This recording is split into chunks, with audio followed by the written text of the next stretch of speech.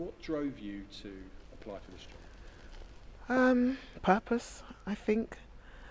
I have been here for 20 years as a consultant anaesthetist, and I've also been in leadership for many, many, many years. And I have the advantage of people just stopping me and talking to me about their experiences.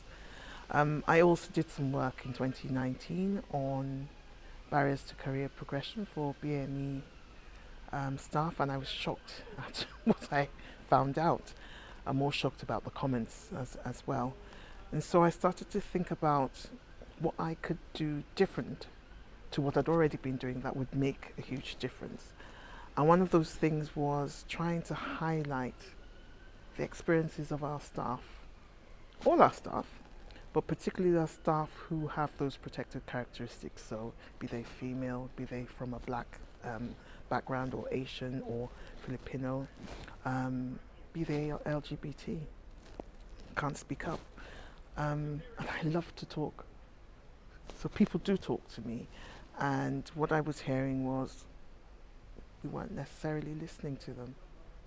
And if we do have problems in the organization, our people have the solutions. So I started to think that it was time for us to do something different. So apart from the processes and the policies and buildings, start to look more at our people and start to listen to them to a point where our values say, yeah, we really respect you and we want to hear from you. Are there some institutional issues? Yes, so going back to our foundations, I think this issue of this is how we've always done it is a problem. The issue of I'll take someone who looks like me, unconsciously maybe, is a problem. So you get the same old, same old. So if you look at our data in terms of how our non-medical staff progress through the organization, you get a lot of BME in the lower bands. And then there just seem to be bottlenecks as you get higher. Particularly once you get to band 7, then your chances of getting further become even more reduced. And we have to ask ourselves why. Okay?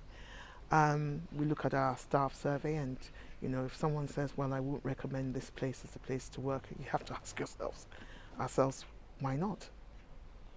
So we have to start to address those things. People are too afraid to speak up. Why? Because if they did, then we'd be able to identify those structural issues and fix them. And I don't think this is not just about race. Let's be honest. But race is a really important bit because more than 50% of our staff are actually from a background that is either black or Asian or Filipino or a different ethnic origin. But it's also about other staff members. So the young, those who have protected characteristics around their sexual orientation, being able to bring them their whole selves to work. Now, if we are not making it open enough for them to do so, then they're not going to give their best. And what an organization wants is for people to go above and beyond without being forced to. No, that's true. So where do you think in 3 to 5 years' time this trust is going to be, or how would you like it to be? So it should totally reflect its staff groups across all layers of management, as well as reflect the community itself. So we know we have a big problem, and people will think I'm just talking about race here, but we know that our board is not reflective of our staff. Our board is where we make those final decisions. So good, in 3 to 5 years, we'll say our board looks completely diverse and is also inclusive. So that's one step. Another step is that people feel able to be involved in all the decisions within their own team areas so that they can shape their services and give the best that they can. And also that our services reflect the community. So anyone knows they can come in here and get the treatment that they require at any time of the day, any day of the week. That is what the equality, diversity and inclusion agenda is all about. And that is what good looks like in 3 to 5 years.